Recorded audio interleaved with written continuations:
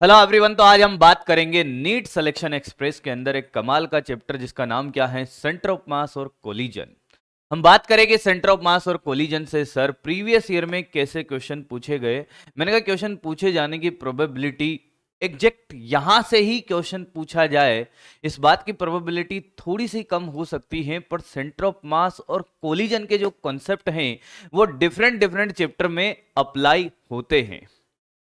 तो आइए बात करते हैं क्या सेंटर ऑफ मास और कोलिजन पर। ये मान के चलिए कि सेंटर ऑफ मास और कोलिजन से आपको क्वेश्चन मिलेगा ही मिलेगा। पर्टिकुलर इसी चैप्टर से नहीं पूछा तो हो सकता है किसी दूसरे चैप्टर में पूछ ले इस कॉन्सेप्ट को मिक्स करके, क्योंकि सेंटर ऑफ मास और कोलिजन के कॉन्सेप्ट को अदर चैप्टर के साथ मिक्स किया जा सकता है। तो टारगेट आज हमारा रहेगा क्या कि साहब हम क्या करने वाले हैं। मैंने कहा हम करने वाले हैं धमाका। क्या कि हम कंप्लीट जैसे ही क्वेश्चन आएगा तो उस क्वेश्चन का हम पहले कॉन्सेप्ट सीखेंगे, अप्रोच क्या रहेगा, इजी रहेगा या मॉडरेट होगा, या लेवल उसका डिफिकल्टी लेवल क्या रहेगा, डिफिकल्ट रहेगा। इस बात की चर्चा भी हम करते रहेंगे साथ साथ में। तो complete centre of mass and collision का क्या देखने वाले हैं, PYQ प्लस कॉन्सेप्ट। चलिए भाई स्टार्ट किया जाए बच्चों, तैयार हो, रेडी हैं। पहला क्वेश्चन बोलो भाई। पहला क्वेश्चन क्या कह रहा है सर। इस क्वेश्चन को जब हमने देखा, ये नीट 2019 के अंदर पूछा गया क्वेश्चन है और बड़ा आसान सा क्वेश्चन है। और इस क्वेश्चन की क्या कहानी है, मैंने कहा जब इस क्वेश्चन को हमने पढ़ा, देखिए क्वेश्चन को कैसे अप्रोच मारते हैं सर। जब भी आप एग्जाम में क्वेश्चन करने बैठोगे तो पहले एक बार क्वेश्चन को पढ़ना है। अब ऐसा नहीं बार बार क्वेश्चन को ही पढ़े जा रहे साहब। जैसे हमने कहा कि साहब एक ये क्वेश्चन है, इसको पढ़ा हमने कि चाल U से गतिमान 4m द्रव्यमान का एक पिंड है, विराम में स्थित 2m द्रव्यमान के पिंड B के सामने सीधे प्रत्यास्थ टक्कर करता है। संगट को टक्कर बोलते हैं साहब। संगट के पश्चात संगट करने वाले पिंड A की सहित ऊर्जा का भाग बताना है। अब क्या आपको ये बात समझ आ गई कि साहब ये टक्कर का क्वेश्चन है। क्वेश्चन को देखते ही और क्वेश्चन को पढ़ते ही अगर आपको ये समझ आ गया कि ऐसे ऐसे करना है, यहां पे क्या चलनी चाहिए, पूरी की पूरी रील चलनी चाहिए कि साहब क्या होगा कि संवेग संरक्षण करेंगे, वेग निकालेंगे टक्कर के बाद वाला, हाँ, फिर पहले वाली गतिज ऊर्जा और बाद वाली गतिज ऊर्जा निकाल लेंगे, हाँ, तो फिर कितना भाग होगा वो हमें पता है कि K final minus K initial upon K initial. अरे यही तो भाग, ऊर्जा का कितना भाग सही हो गया पहले वाली की तुलना में, तो ऐसे ही निकालेंगे साहब। बोलो भाई हाँ। अगर आपके दिमाग में ये कॉन्सेप्ट चल गया तो आपको इसको सोल्व करना स्टार्ट कर देना है मेरे बच्चे। तो देखिएगा, सबसे पहले बात करते हैं कि डाटा कलेक्ट करते हैं कि U से गतिमान 4m द्रव्यमान का एक पिंड A, ठीक है साहब, ये 4m द्रव्यमान का है और U वेग से गतिमान है। 2m द्रव्यमान के किसी पिंड B से सामने सीधे प्रत्यास्थ टक्कर करता है। विराम कोई पिंड A, विराम में स्थित 2m द्रव्यमान का पिंड है B, ये 2m द्रव्यमान का पिंड है और इसका वेग 0 है साहब। प्रत्यास्थ टक्कर करता है यानी कि प्रत्यास्थता गुणांक कितना है, E कोएफिशिएंट ऑफ रेस्टिट्यूशन 1 है बेटे। और जब ये इलास्टिक कोलिजन करता है तो आपसे पूछा है कि साहब कोलिजन के बाद A की कितनी एनर्जी का भाग कितना होगा, लॉस हो जाएगा, कितना पार्ट है A का जो लॉस हो जाएगा। तो सबसे पहले हम बात करते हैं कि साहब क्या कहानी रही होगी। मैंने कहा एक बात बताओ, क्या ये A है, हाँ सर ये B है। अब इस क्वेश्चन का कंसेप्ट क्या है, मैंने कहा ध्यान से देख, ध्यान से देख। कंसेप्ट ये है साहब कि क्या आपको ये फॉर्मूले आते हैं कि क्या, मैंने कहा कोएफिशिएंट ऑफ रेस्टिट्यूशन का फॉर्मूला था V2 minus V1 upon U1 minus U2। क्या है सर ये, मैंने कहा तेरे दूर जाने का गम और पास आने की खुशी है। ये क्या है कि सर दूर जाने का वेग और पास आने के वेग का जो अनुपात है वो क्या है, कोएफिशिएंट ऑफ रेस्टिट्यूशन है सर। ये दूर जाने का वेग है, हाँ, और ये नीचे वाला पास आने का वेग है। कैसे सर, मैंने कहा जी ये M1 द्रव्यमान का एक वस्तु है जो V1 वेग से, सॉरी U1 वेग से चलता है, और ये M2 द्रव्यमान की एक वस्तु है जो U2 वेग से चलती है। टक्कर हुई, दोनों में कोलिजन हुई, और कोलिजन के बाद दोनों अलग हुए तो साहब ये m1 वाला का तो वेग v1 हो गया और m2 वाले का कितना हो गया, v2 हो गया। पास आने का रिलेटिव वेलोसिटी क्या हो जाएगा साहब, u1 माइनस u2। हाँ सर, और दूर जाने की relative velocity v2 minus v1। ये दूर जाने का वेग है और ये पास आने का वेग है। ये दूर जाने का गम है और पास आने की खुशी है सर। बस इसी का अनुपात कोएफिशिएंट ऑफ रेस्टिट्यूशन है। ई का मान साहब होता है कितना, 0। किसके लिए, पूर्णतः अप्रत्यास्थ टक्कर के लिए, पूर्णतः अप्रत्यास्थ, ध्यान से सुन, प्रत्यास्थ टक्कर के लिए, ठीक है साहब। और ई का मान लेस देन 1 होता है, एक से छोटा किसके लिए, अरे बोल भाई, अप्रत्यास्थ टक्कर के लिए। ये बातें आपको पता होनी चाहिए साहब, प्रत्यास्थ टक्कर है ना भाई। और ई का मान 1 होना चाहिए इलास्टिक कोलिजन यानी कि प्रत्यास्थ टक्कर के लिए। एक तो ये बात होनी चाहिए। हाँ सर, ई का फॉर्मूला हमें ये याद होना चाहिए। दूसरा क्या कि ये v1 वेग कितना होगा, ये v1 वेग कितना होगा, तो इसका एक ट्रिक बना रखा है मैंने बेटा।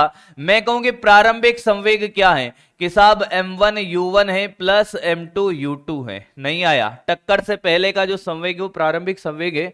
अब मैं कहूं साहब आपको v1 वेग निकालना है, हाँ, टक्कर के बाद मान लो कि आपको क्या निकालना है कि v1 इसका वेग निकालना है, तो आप क्या करोगे, यहां तो आएगा प्रारंभिक संवेग प्लस, हाँ ये 1 है तो यहां दूसरे वाले ऑब्जेक्ट का द्रव्यमान m2, हाँ यहां पे E, हाँ और ये 1 है तो ये u2 माइनस u1। नहीं आया, m2 2 माइनस 1 अपॉन कितना, अपॉन है सर m1 प्लस का m2। क्या कहानी एकदम क्लियर है। ये एकदम ट्रिक है जोरदार कि सर v2 कैसे निकालेंगे। मैंने कहा वैसे तो आपको फॉर्मूला याद करना है पर ट्रिक देख ले ध्यान से। v2 लिखेगा p इनिशियल प्लस क्या, ये 2 है तो यहां द्रव्यमान 1 आएगा, ये E और ये 1 है तो 1 माइनस 2 u1 माइनस u2 और नीचे m1 प्लस m2। अब देख मैं कैसे याद रखता हूं साहब, ये फॉर्मूले अगर आपको आते तो आपके सारे क्वेश्चन हो जाएंगे डायरेक्ट फॉर्मूला बेस, जितने भी क्वेश्चन होंगे टक्कर के सब इन्हीं फॉर्मूलों से हो जाएंगे। मैंने कहा था ना कंसेप्ट क्लियर करेंगे, कॉन्सेप्ट किसके साथ, क्वेश्चन के साथ, क्योंकि क्वेश्चन बेटे बहुत कम है किसके, सेंटर ऑफ मास और कोलिजन के पीवाईक्यू ज्यादा नहीं बने हैं। ऐसा थोड़ी कि एक ही चैप्टर से बहुत सारे क्वेश्चंस भी पूछे होंगे। जैसे एनएलएम जब आया तो मैं 44 क्वेश्चन आपके लिए लेकर आया, आया कि नहीं आया, पर इसमें 24 क्वेश्चन ही लाया हूं क्योंकि इतने ही मिले। ठीक है, v1 क्या साहब, p इनिशियल देखो दोनों में है, ये 1 है तो यहाँ 2 आएगा, ये 2 है तो यहाँ 1 आएगा। देखिए 1 है तो यहाँ 2 आएगा, 2 माइनस 1 होगा, ये 2 है तो यहाँ 1 आएगा, 1 माइनस 2 होगा, खेल खत्म। चल आजा अब क्वेश्चन पे बेटे। मैंने कहा अब एक बात बताओ कि क्या सर, मैंने कहा संकट के बाद किसकी ऊर्जा की हानि पूछी है साहब, ए की, तो ए की प्रारंभिक ऊर्जा कितनी है साहब, के इनिशियल हाफ, कितना है साहब 4m into we square sir, कितना है बेटा v स्क्वायर सर। अरे बोल, v की जगह क्या sir, u, sorry u square. ठीक है जी, तो k इनिशियल आ गया साहब हमारे पास, कितना आया 2mu स्क्वायर। डरे नहीं, सिर्फ करे। टक्कर के बाद मैंने कहा इसका वेग कितना हो जाएगा, टक्कर के बाद इसका वेग मान लो v1 मान लिया हमने, टक्कर के बाद इसका वेग कितना मान लिया 4m वाले का v1। तो हम जानते हैं कि साहब v1 कितना होगा, मैंने कहा प्रारंभिक संवेग प्लस ये m2e u2 minus u1 upon m1 plus का m2 है सर। क्या आपको मेरी बात समझ आ रही है। तो v1 आ गया साहब, देखो प्रारंभिक संवेग तो 4mu है, अरे भाई 4mu, इसका संवेग 0 हो गया, प्लस दूसरे वाले का द्रव्यमान 2m है, E का मान 1 है और ये u2 तो 0 है और वो माइनस का u है, अपॉन का कितना 6m। तो ये दूर दूर तक मेरी बातें समझ आई बच्चे। तो v1 हो गया सर, देखो 4m में से 2mu जाएगा क्योंकि माइनस हो जाएगा, तो ये 2mu बाई 6m। नहीं आया तो ये m ने m को मार दिया, तो v1 आ गया u बाई 3। यहां तक किसी को कोई डाउट, कैसा भी नहीं। तो k फाइनल लिखेंगे, k फाइनल आ जाएगी सर हमारे पास हाफ किसकी? इसी की एक ही ऊर्जा में तो हानि पूछी है, तो 4m into you square by 9, तो ये हो गया साहब, देखो ये 2m यू स्क्वायर बाई 9 आया क्या? देख देख देख, आया, बहुत बढ़िया। क्या मैं के फाइनल को ऐसे लिख सकता हूं, के इनिशियल बाई 9? बोलो, क्या मैं के फाइनल को के इनिशियल बाई 9 लिख सकता हूं? हाँ। अब आपसे मैं कहूं कि साहब ऊर्जा हानि कैसे निकालेंगे, तो हम जानते हैं डेल्टा के अपॉन के इनिशियल, कितना भाग प्रारंभिक ऊर्जा का सहित हो जाएगा, तो ऐसे ही निकालते हैं ना। अरे बोलो भाई कि साहब ये हम करते के फाइनल माइनस के इनिशियल अपॉन के इनिशियल, पर आप देखोगे कि ऊर्जा में हानि हो रही है या नहीं हो रही है, कि कितना ऊर्जा का भाग सहित हो जाएगा संगट के पश्चात, इसकी ऊर्जा इसके पास चली जाएगी, है ना। अब आप कहोगे कि साहब प्रत्याश टक्कर कर रहे हैं, ऊर्जा में हानि नहीं हो रही, अरे इसकी ऊर्जा में तो कमी आ रही है। अरे बोल भाई, पूरे निकाय की ऊर्जा संरक्षित रहेगी। आपका डाउट हो सकता है कि साहब ऊर्जा में हानि कैसे होगी, ये तो पूछना ही नहीं था। मैंने कहा सिर्फ इसकी ऊर्जा की हानि पूछी है, निकाय की ऊर्जा तो सुरक्षित है साहब, प्रत्याश टक्कर है, ठीक है साहब। पर आप देखोगे कि के फाइनल क्या है, कम है, के इनिशियल ज्यादा है, तो माइनस से बचने के लिए हम इससे क्या करेंगे, के इनिशियल माइनस के फाइनल अपॉन के इनिशियल, बस खेल हो गया। ये के इनिशियल है और ये के इनिशियल बाई 9 है और ये के इनिशियल है। नहीं आया तो आंसर आ रहा होगा बेटा 8/9। This is the answer. कितने जने हैं जिनको कॉन्सेप्ट समझ आया है और ये कहानी पूरी की पूरी आपके एकदम दिमाग में सेट हो गई है, फॉर्मूले का ट्रिक भी आपको याद हो गया है? अरे बोलो भाई, कहानी क्लियर है बच्चे? बड़े आगे आओ। अगला क्वेश्चन नीट 2018 के अंदर पूछा गया क्वेश्चन है साहब। पिछले वाले क्वेश्चन को इजी क्वेश्चन की कैटेगरी में रखूंगा। जिन बच्चों को कहानी ये आती थी, दोनों फॉर्मूले जिनको शॉर्ट ट्रिक वाले आते थे, उनके लिए बड़ा कमाल आसान का था। अगला क्वेश्चन है साहब कि एम द्रव्यमान का एक गतिशील गुटका 4m द्रव्यमान के किसी एक स्थिर गुटके से संगट करता है। संगट के पश्चात हल्का गुटका विराम अवस्था में आ जाता है। यदि हल्के गुटके का आरंभिक वेग v है तो प्रत्यानयन गुणांक v ई का मान क्या होगा? अब आप ध्यान से देखिए, तो बड़ा आसान सा क्वेश्चन है साहब, इजी कैटेगरी में इसको डालेंगे और ये सिर्फ इसी फॉर्मूले से हो जाएगा। किससे? कि साहब v2 minus V1 upon u1 minus u2, दूर जाने का गम और पास आने की खुशी से। सर कहानी क्या सर? मैंने कहा देखो यहाँ पे ध्यान दीजिए, एक m द्रव्यमान का गुटका है, हाँ ठीक है, का एक गतिशील गुटका 4m द्रव्यमान के गुटके के साथ संगट करता है, ठीक है। m द्रव्यमान का एक गुटका 4m द्रव्यमान के किसी दूसरे स्थिर गुटके से संगट करता है, ठीक है। तो ये गतिशील है और ये 4m द्रव्यमान के गुटके से संगट करता है, ये रुका हुआ है। फिर इन्होंने ये कहा है कि क्या, कि संगट के पश्चात हल्का गुटका विराम अवस्था में आ जाता है। मान लो कि यार ये क्या है साहब, मैंने कहा इसका वेग u ले लो। यदि हल्के गुटके का आरंभिक वेग दे रखा है, सर क्यों परेशान हो रहे हो, v दे रखा है, तो आपको कुछ नहीं करना साहब, टक्कर होगी, टक्कर के बाद इसका वेग ये तो रुक जाएगा। टक्कर के बाद क्या हुआ, ये m रुक गया और ये 4m वाला क्या v डैश से चलने लगा, ठीक है जी। हाँ पहले तो संवेग संरक्षण लगा लो ताकि ये वेग निकल जाए, mv प्लस 4m इंटू 0, फिर क्या करेगा बेटा, ये m into 0 plus 4m into V dash, तो वी डैश आ गया बेटा आपका v/4। तो दूर जाने का वेग v/4 है, पास आने का v है, तो e का वैल्यू देखो भाई, ये 0 है ना, तो v2 माइनस वी1 करेगा, ये साहब u1 है, हाँ ये u2 है, u2 0 है और u1 कितना है कि साहब v है। ऐसे ही v2 कितना है कि साहब v/4 है और v1 कितना है 0 है, तो डायरेक्ट लिख दूं v/4 upon v 1/4, this is equal to 0.25, answer is 0.25। Clear? समझ आ रहा है भाई? पक्का? बढ़ते हैं अगले क्वेश्चन पे। नीट सेकंड अटेम्प्ट, अच्छा 2016 के अंदर पूछा सर, सेकंड अटेम्प्ट ठीक है भाई। 400 मीटर पर सेकंड के क्षैतिज वेग से चलती हुई 10 ग्राम की एक गोली है।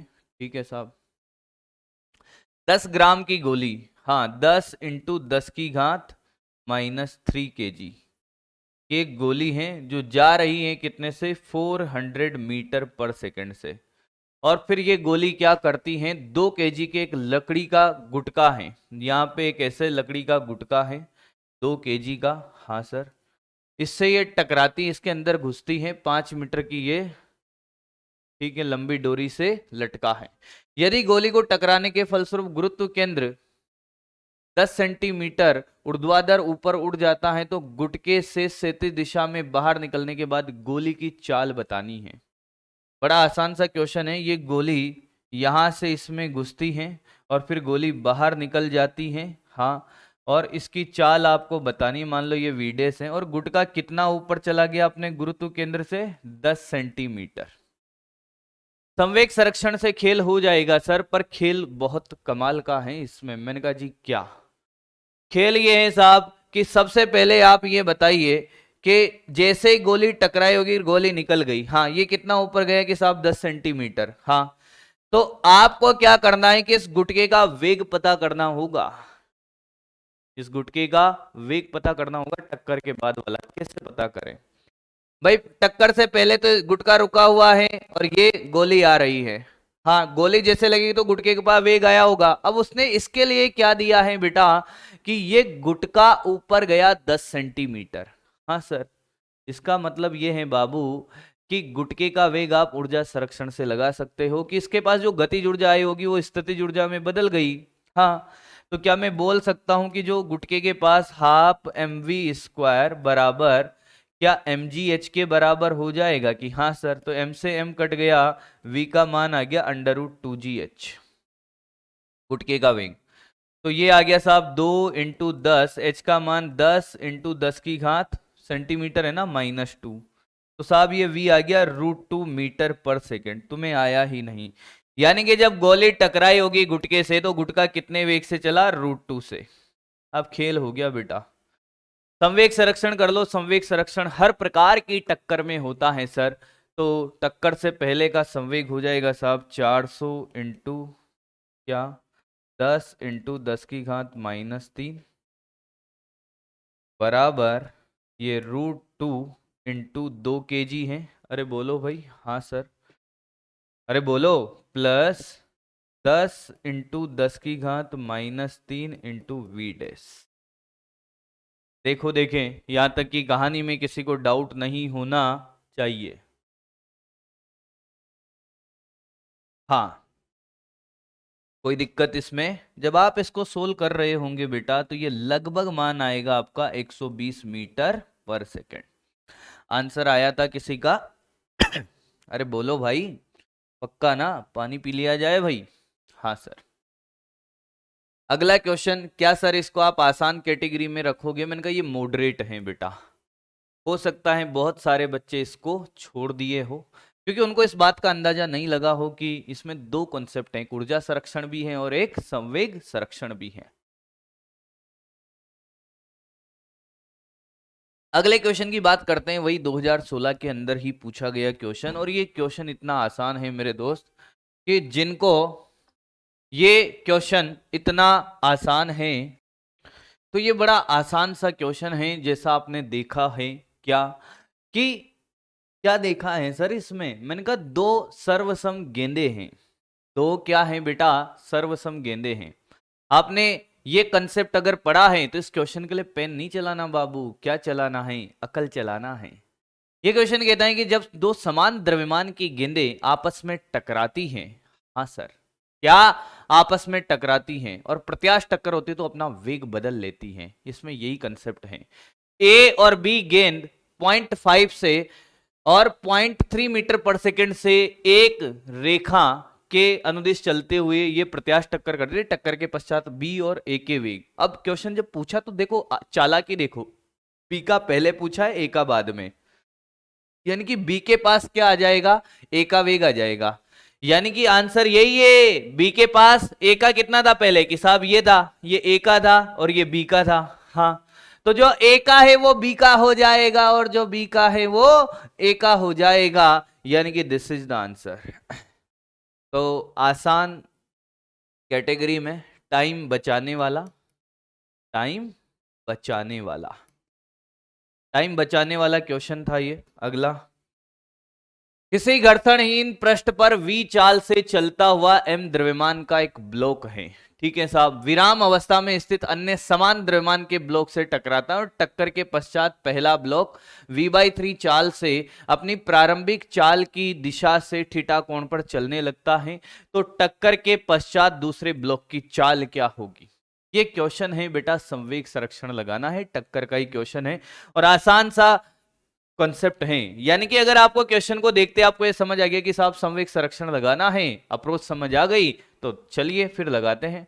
मैंने कहा एक m द्रव्यमान का ब्लॉक है, v वेग से चल रहा है, हाँ, फिर ये क्या करता है कि इसी समान द्रव्यमान के ब्लॉक से टकराता है, हाँ, और टक्कर के बाद होता क्या है कि एक तो चलता है इधर v वेग से कितने कोण पर, ये इसने बोला हुआ है कि टक्कर के पश्चात v/3 चाल से अपनी प्रारंभिक दिशा से थीटा कोण बनाता हुआ, v/3 चाल से प्रारंभिक दिशा से थीटा कोण बनाता हुआ ये निकल लेता है इधर, हाँ, तो टक्कर के पश्चात दूसरे ब्लॉक की चाल होगी।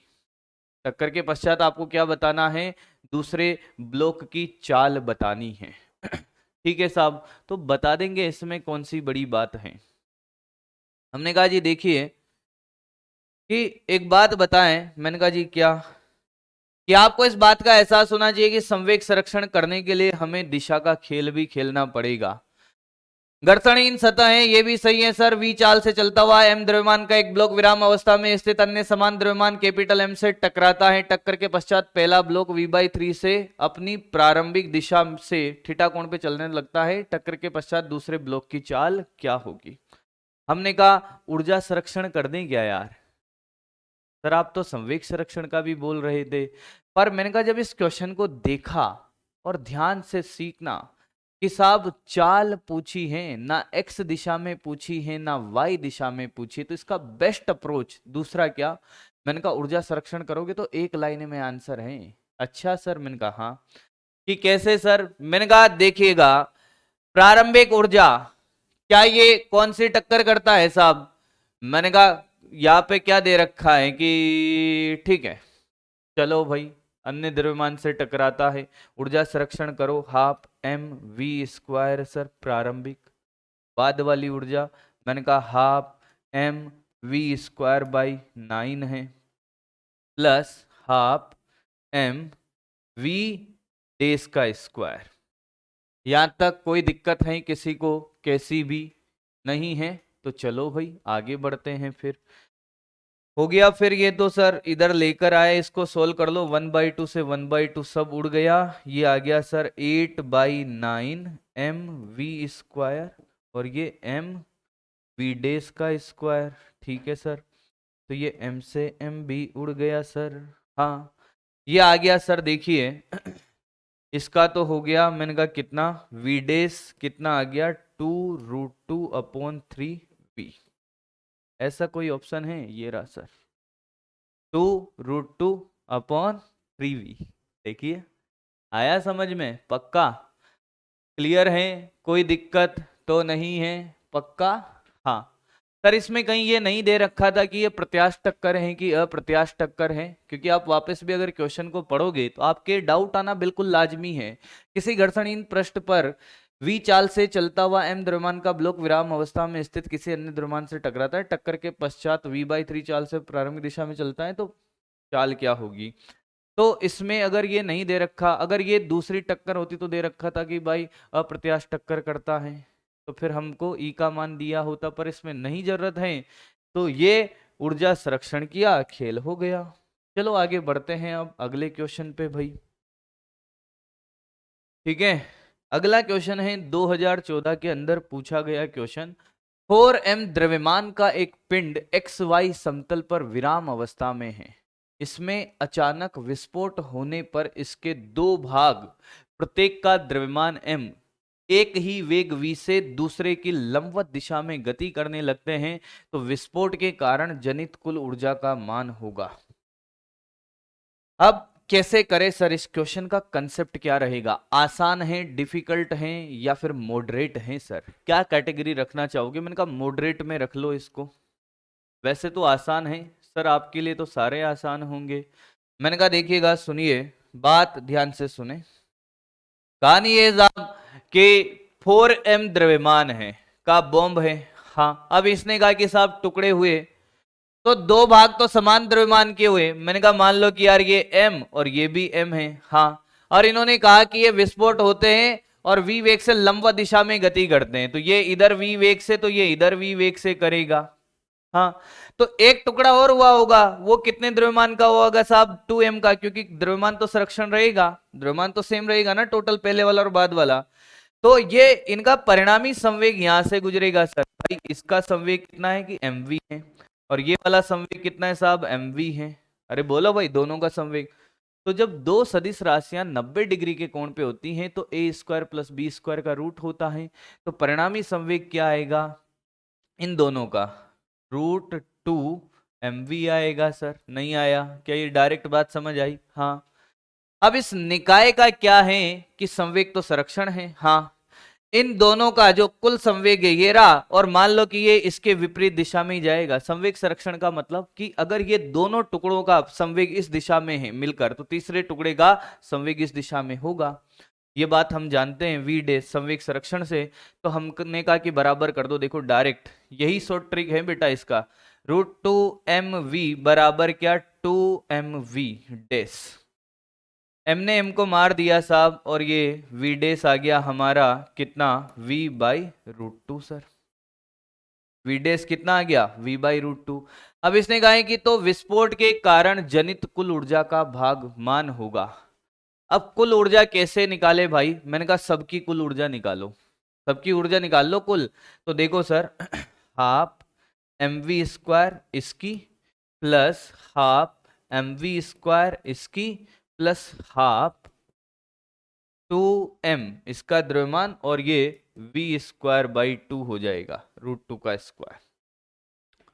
तो सर ये तो देखो mv स्क्वायर हो गया, हाँ, प्लस ये 2 से 2 कट गया, mv स्क्वायर बाई 2, तो ये 3/2 mv स्क्वायर। चलो भाई, क्या मेरे बच्चों को बात समझ आई है? पक्का? ऐसा कोई ऑप्शन है? ऐसा कोई ऑप्शन है सर? चलिए अगली कहानी में आगे बढ़ते हैं बच्चों। क्वेश्चन है m1 m2 द्रव्यमान के दो गोले हैं, आपस में टकराते हैं, और क्या कह रहा है क्वेश्चन की प्रारंभ में A विराम अवस्था में है और B v वेग से x अक्ष के अनुदिश गतिमान है।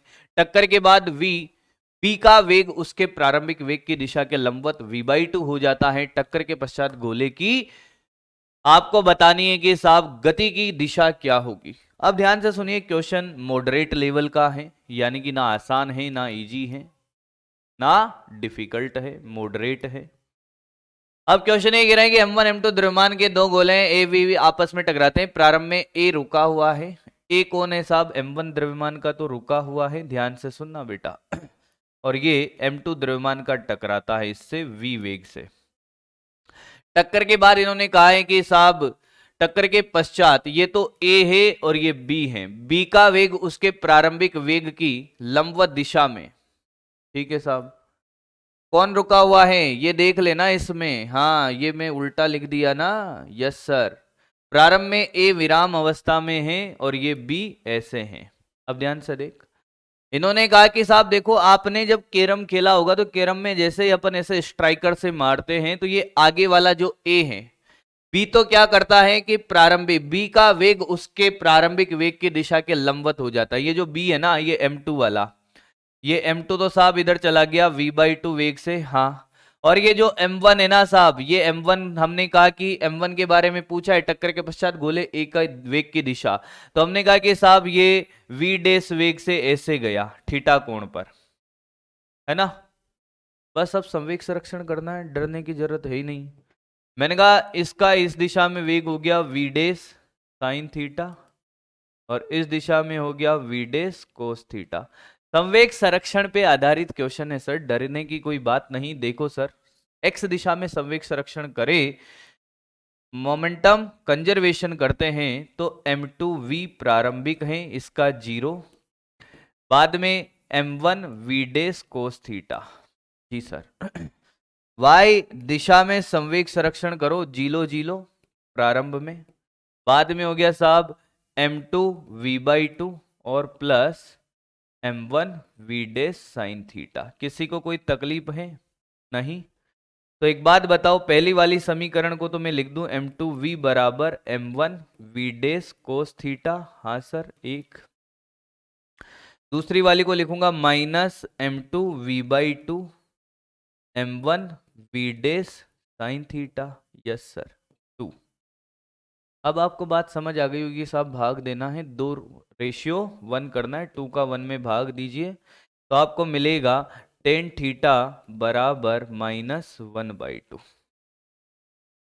तो x अक्ष से यहाँ पे जो थीटा कोण आप देखिए, ऑप्शन से आपको पता चलेगा कि x अक्ष से थीटा बराबर tan इनवर्स -1/2। कितना? -1/2। क्लियर? 2012 का क्वेश्चन। अगला आगे बढ़ते हैं अपन।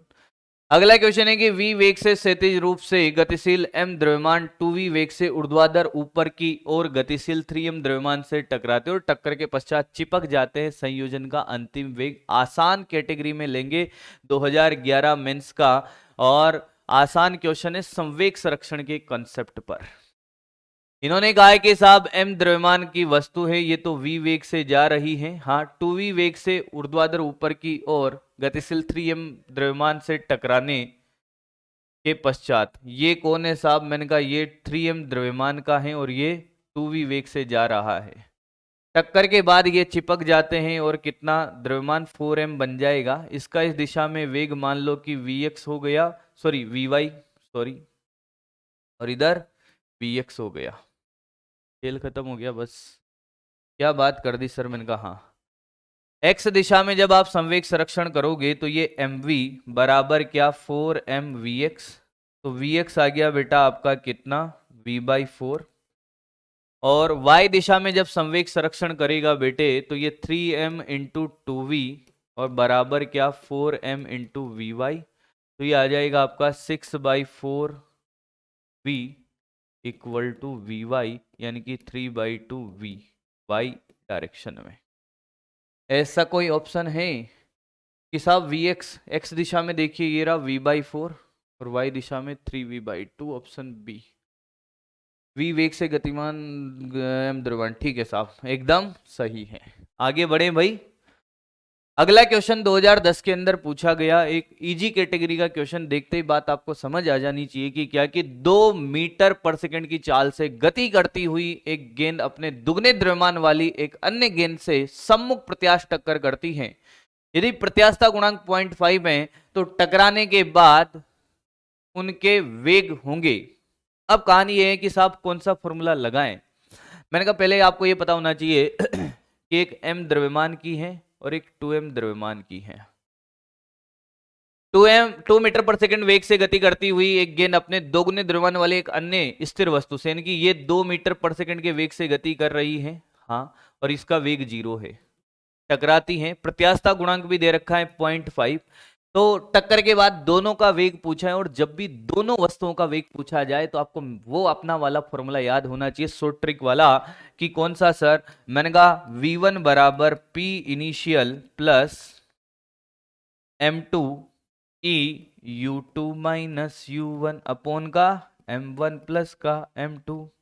तो बताए भाई प्रारंभिक संवेग तो साहब m इंटू 2 प्लस 2m हो गया, और ये कितना हो गया? 0.5 नहीं आया। ई का मान कितना है साहब? मैंने कहा 0.5 है, हाँ, और ये u2 0 है, माइनस का ये 2 आ जाएगा सर, यस सर, अपॉन कितना? मैंने कहा 3m। आप देखोगे कि यार ये 1/2 ये कट गया, हाँ, और ये पूरा ही कट गया तो 0 आ रहा है सर। कैलकुलेशन देख ले। अब 2-4 परेशान है तो फिर क्या ही कहें। ये 1/2 होगा तो ये कट गया, पर ये m इंटू 2 करते ये 2m हो जाएगा माइनस का, और ये 2m 0। अब v2 कैसे निकाले सर? मैंने कहा v2 के लिए बेटा देख p इनिशियल प्लस ये m1 E1 - 2 upon M1 plus का M2। मेरा बच्चा है, जानता है, तो बड़ा आसान है सर। ये प्रारंभिक संवेग हो गया साहब कितना, मैंने कहा देखो 2m प्लस पहले वाले का द्रव्यमान है 2 है ना, तो यहाँ 1 तो m है, और E का मान 0.5 है साहब, और U1 कितना है 2 - 0, क्योंकि ये U1 है बेटा और ये U2 है। फिर भी परेशान है तो क्या ही करें। और कुल द्रव्यमान 3m है साहब।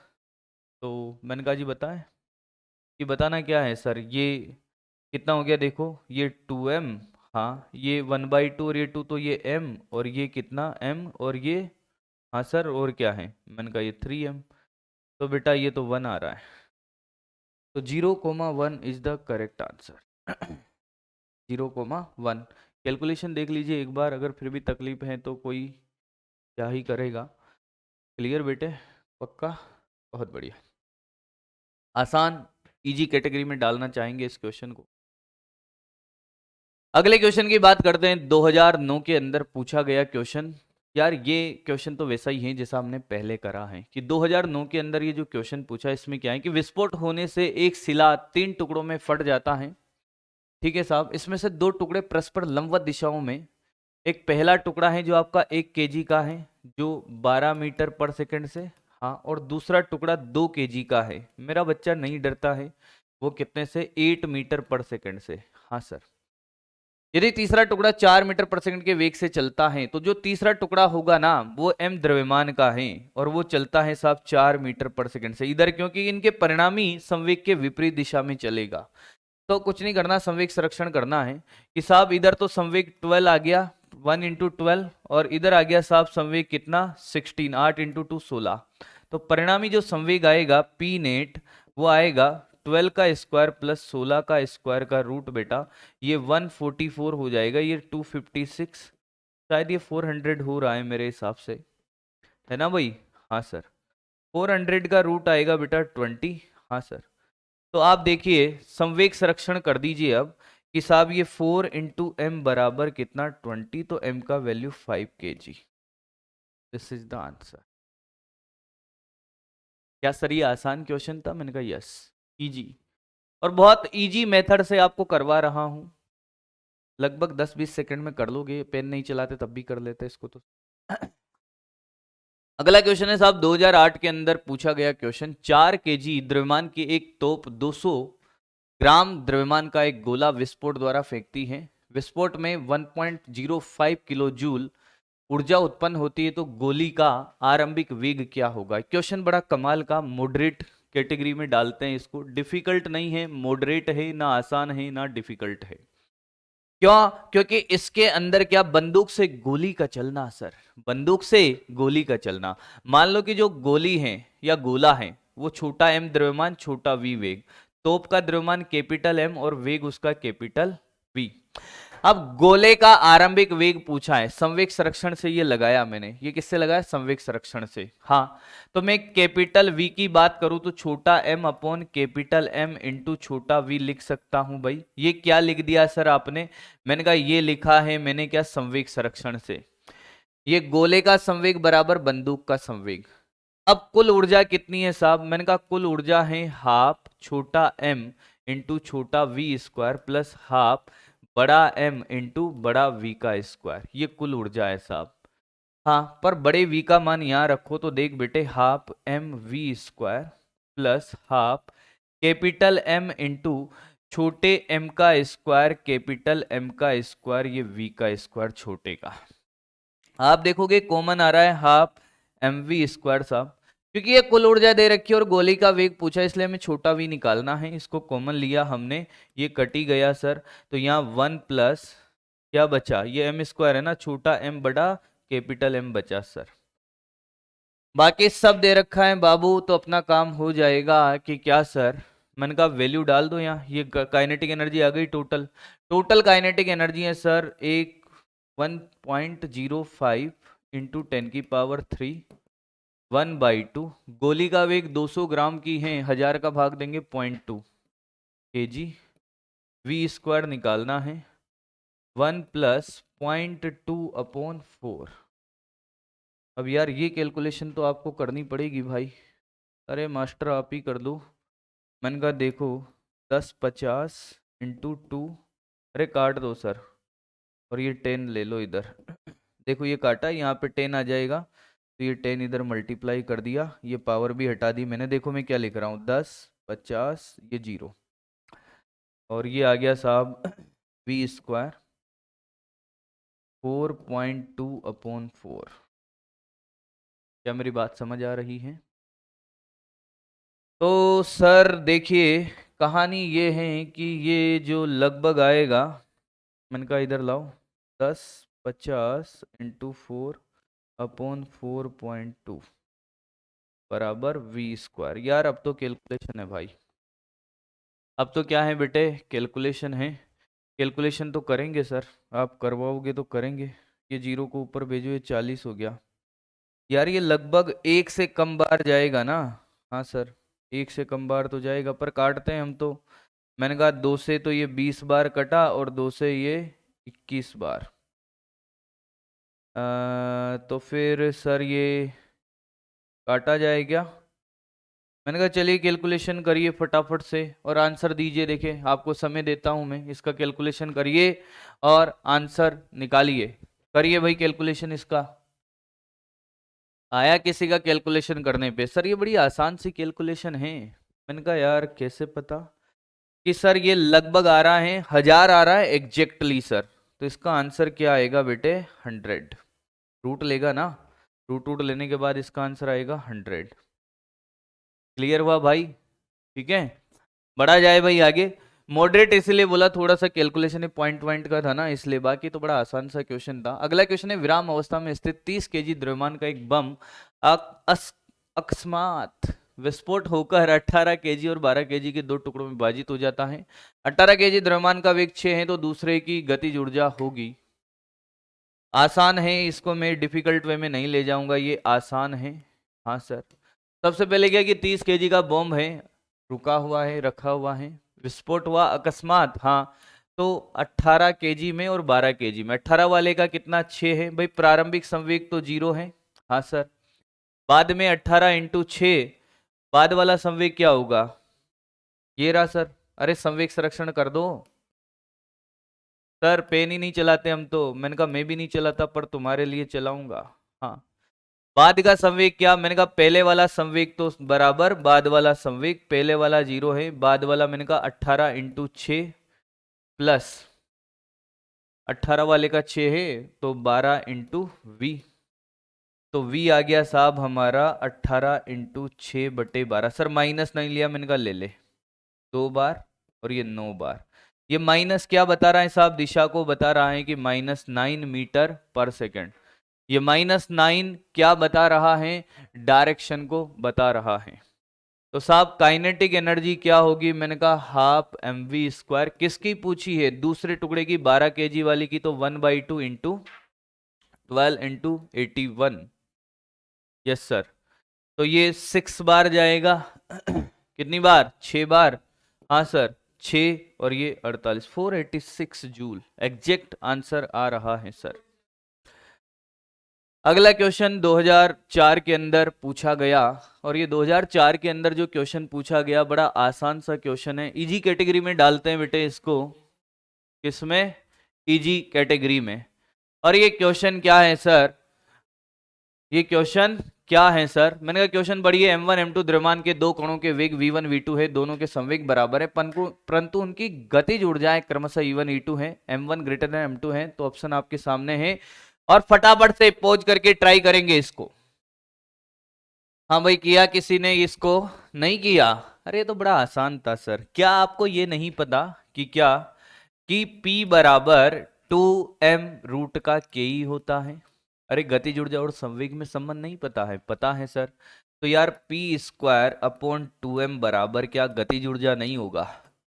इन्होंने बोला साहब संवेग बराबर है, तो जिसका द्रव्यमान ज्यादा होगा उसकी गतिज ऊर्जा कम होगी, यानी कि m1 ग्रेटर देन m2 है तो k2 ग्रेटर देन k1 होगा, या e2 greater than e1, option D. मुझे लगता है ये सभी बच्चों ने किया होगा, तो आसान कैटेगरी का क्वेश्चन है। अगला क्वेश्चन है साहब कि 55 केजी और 65 केजी द्रव्यमान के 2 व्यक्ति एक नाव में विपरीत सिरों पर बैठे हैं। की लंबाई 3 मीटर है, द्रव्यमान 100 केजी है। नाव की लंबाई भी दे रखी है। 55 केजी द्रव्यमान का व्यक्ति 65 केजी द्रव्यमान के व्यक्ति के पास चलकर बैठ जाता है। नाव रुके हुए पानी में है। किसमें है? रुके हुए पानी में। तो पूरे निकाय का द्रव्यमान केंद्र कहां स्थानांतरित होगा? अब जब इस क्वेश्चन को, इतना बड़ा सा क्वेश्चन देखा, मैंने कहा ये देखते टिक करने वाला क्वेश्चन था, ये टिक करने वाला था। आपको एक बात बताई होगी कि साहब द्रव्यमान केंद्र कब रुका रहता है, इसका कंडीशन कैसे पता चलेगा? अगर किसी निकाय पर कुल बल 0 है, हाँ, किसी निकाय पे कुल बल 0 चेक करो, और प्रारंभ में सभी, उस निकाय के सभी कणों का वेग, प्रारंभिक वेग क्या हो? 0 हो, तो द्रव्यमान केंद्र हमेशा रुका रहेगा। द्रव्यमान केंद्र हमेशा रुका रहेगा। कैसे सर? मैंने कहा सुने, मैं बड़ा आसान एग्जांपल देता हूं आपको। मैंने कहा एक Q1 आवेश है, एक Q2 आवेश है, हाँ, M1 M2 द्रव्यमान है इनके, हाँ, दोनों के बीच में लगने वाला कुल बल 0 है, हाँ, अभी क्या है? रुके हुए हैं, हाँ, प्रारंभिक वेग क्या है? 0 है। तो velocity of centre of mass क्या होता है? M1 U1 plus M2 U2। अभी प्रारंभ में 0 है ना? हाँ सर। तो M1 V1 plus M2 V2 upon M1 plus M2, हाँ सर। तो ये 0 है, तो velocity of centre of mass 0 है, हाँ, 0 है ना? कुल बल 0 है साहब, प्रारंभ में वेग भी 0 है, तो द्रव्यमान केंद्र जहां पर भी वो यहीं रहेगा, चाहे ये इधर आ जाए या इधर आ जाए, द्रव्यमान केंद्र हमेशा वहीं रहेगा, अगर ये कंडीशन है कि कुल बल 0 है तो साहब। तो एक बात बताओ, 55 केजी और 65 केजी के दो आदमी बैठे हुए, नाव का भी द्रव्यमान है, स्टार्टिंग में तो सब रुके हुए थे, हाँ, कुल बल 0 था निकाय पर, अब आपस में वहीं पे खेलते रहे, द्रव्यमान केंद्र कहीं शिफ्ट नहीं होगा, आंसर इसका 0 है। अगला क्वेश्चन है साहब, घर्षणहीन टेबल के शीर्ष पर द्रव्यमान दर्शाए गए चित्रानुसार घूर्णन कर रही एक डोरी एक छोटा द्रव्यमान जोड़ा है। यदि डोरी को खींचकर डोरी में तनाव बढ़ाया जाए तो इस कारण वृत्तीय गति की त्रिज्या 2 के घटक से घटती है, तो द्रव्यमान की गतिज ऊर्जा होगी। देखिए, सबसे पहली बात तो क्या कि गतिज ऊर्जा पूछी है, तो पहले वाली गतिज ऊर्जा है साहब ½ mv², हाँ सर। बाद में क्या हुआ? मैंने कहा कोणीय संवेग संरक्षण है, यहाँ पे पहले वाला कोणीय संवेग mvr है और बाद वाला mv'(r/2) हो गया। तो ये m से तो m कट गया, r से r कट गया, v क्या हो गया साहब हमारा? v हो गया हमारा 2v हो गया। कितना हो गया? 2v हो गया। अरे v' कितना हो गया? 2v हो गया सर। तो बाद वाली जो गतिज ऊर्जा है ½ m और ये 4v² हो गया सर। तो 4 के इनिशियल हो गई सर, ये पहले वाली गतिज ऊर्जा और बाद वाली 4 गुना बढ़ गई, 4 के घटक से क्या हो गई बेटे? बढ़ गई। 2011 का क्वेश्चन आसान था, इजी था। अगला क्वेश्चन है 2010 के अंदर पूछा गया क्वेश्चन, ये क्या कहता है सर? दो कण प्रारंभ में विराम अवस्था में हैं, आंतरिक आकर्षण के कारण एक दूसरे की तरफ गति करते हैं, यदि उनकी कणों की चाल v और 2v हो तो निकाय के द्रव्यमान केंद्र की चाल होगी। ये वही क्वेश्चन है बेटा, आकर्षण आंतरिक बलों का कुल योग 0 होता है तो कुल बल 0 है, प्रारंभ में रुके हुए हैं, द्रव्यमान केंद्र स्थिर रहेगा, उसका वेग क्या रहेगा? 0 रहेगा। टिक करने वाला क्वेश्चन। अगला क्वेश्चन साहब क्या है? ये मैंने कहा M1 M2 द्रव्यमान के दो कणों के निकाय में यदि M1 द्रव्यमान के एक कण को निकाय के द्रव्यमान केंद्र से d दूरी तक चलाया जाए तो कणों के द्रव्यमान केंद्र को मूल स्थान पर बनाए रखने के लिए M2 द्रव्यमान की दूरी क्या होगी? मेरी बात ध्यान से सुनिए कि क्या कैसे क्वेश्चन करने का तरीका होता है साहब। RCOM हम ये जानते थे M1 R1 plus M2 R2 upon M1 plus M2 sir. अगर मैं इसका आंशिक अवकलन कर दूं तो DRCOM M1 DR1 plus M2 DR2 upon M1 plus M2, ये कॉन्सेप्ट आपने सीखा है, आंशिक अवकलन कर दिया। ये DRCOM है सर द्रव्यमान केंद्र की स्थिति में परिवर्तन, dr1 m1 की स्थिति में परिवर्तन और dr2 m2 की स्थिति में परिवर्तन। क्वेश्चन को जब ध्यान से देखा तो द्रव्यमान केंद्र की स्थिति में परिवर्तन 0 है सर, इन्होंने बोला है खुद, हाँ। और ये m1 m1 के लिए इन्होंने बोला कि द्रव्यमान केंद्र से d दूरी चलाया जाए, तो d चला दो प्लस m2, ये dr2 निकालना है अपॉन m1 प्लस m2। खेला हो गया सर। अरे बोलो m2 का ही निकालना है ना, m2 की चलन दूरी क्या होगी, खेल हो गया सर।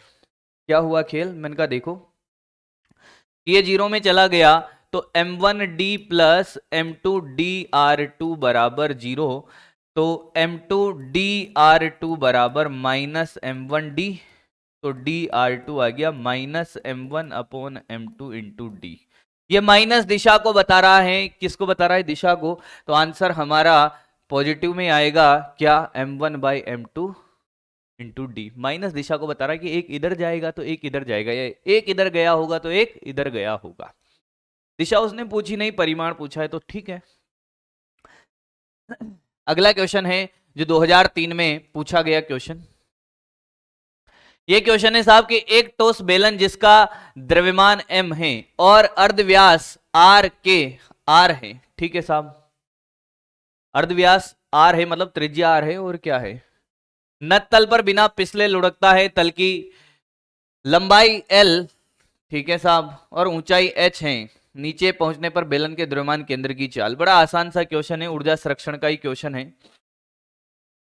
देखो ये बेलन है साहब, अब यहां से ये घूम भी रहा है और चल भी रहा है, तो जब ये तल पे पहुंचेगा तो इसका जो वेग होगा मान लो कि साहब v हो गया, तो कितना आया साहब, ये कितनी ऊंचाई तय करके आया कि h ऊंचाई नीचे आया, तो स्थितिज ऊर्जा में परिवर्तन तो साहब mgh, हाँ, और गतिज ऊर्जा मैंने कहा half mv square plus half i omega square, half i omega square. मेरा बच्चा बहुत डायरेक्ट भी जानता है, मेरा बच्चा मतलब अपने से पढ़ा हुआ बच्चा इसको डायरेक्ट फॉर्मूला भी जानता है, अगर यहां भूल जाता है तो मैं इससे भी करके बताता हूं, इसका एक शॉर्टकट भी बताऊंगा वापस से कि इसको कैसे डायरेक्ट याद रखता है। हाफ mv स्क्वायर, क्या ये ठोस बेलन है, हाँ, तो इसकी गतिज ऊर्जा हो गई साहब, जड़त्व गुण हो गया mr स्क्वायर बाई 2, हाँ, ओमेगा होता है v square by R square हो जाएगा, ओमेगा v बाई आर, हाँ। तो सर ये खेल हो गया यहाँ तो मैंने कहा जी ये देखो mgh, वेग ही पूछा है ना, हाँ सर। तो आप ध्यान से देखो कि ये r से r कट गया सर, और यहाँ आप देखोगे कि हाफ mv स्क्वायर कॉमन आया और ये 1 प्लस 1/2 बचा सर, और ये mgh, मैंने कहा ये काट भाई, काट दिया सर। मैंने कहा आप देखो ये 2gh बराबर v स्क्वायर 3/2, हाँ, तो v स्क्वायर आ गया अंडर रूट, v आ गया डायरेक्ट 4gh/3 का रूट सर। कहानी में कोई डाउट? मैंने कहा अपना बच्चा क्या जानता है, कि अपना बच्चा तो ये जानता है कि गतिज ऊर्जा का formula half mv square 1 plus k याद रख बराबर mgh कर दे। ये k क्या है, मैंने कहा k आप जो सोच रहे हो वो नहीं है, क्या रेडियस ऑफ गायरेशन नहीं है, गुणन त्रिज्या नहीं है, k नियतांक है। जैसे वलय के लिए mr स्क्वायर होता है जड़त्वागुण, हाँ, जड़त्वागुण का सिंपल फॉर्मूला mr स्क्वायर है, हाँ, और शक्ति के लिए कि mr स्क्वायर बाई 2, तो कितने फैक्टर से चेंज हुआ कि 1/2 से, तो k का मान 1/2 होगा शक्ति के लिए। ठोस गोले के लिए कि 2/5, खोखले गोले के लिए मैंने कहा 2/3, वो k है, यहाँ वैल्यू डाल आंसर निकाल देख, वन लाइन सॉल्यूशन। ठोस बेलन के लिए k का मान 1/2 होगा क्योंकि जड़त्वागुण उसका mr स्क्वायर बाई 2 होता है, देख ले वही इक्वेशन आ रही है, one line solution, option C. 3 metre लंबी एक छड़ जिसकी एकांक लंबाई का द्रव्यमान एक सिरे से x के समानुपाती है। साहब ये जो द्रव्यमान दे रखा है ना, ये द्रव्यमान kx है, ऐसे समानुपाती है, ऐसा मान के चलो, हाँ साहब, x के समानुपाती है, ठीक है, x के समानुपाती है, तो हम मान लेते हैं कि kx के हिसाब से बदल रहे हैं, k का मान 1 भी हो सकता है।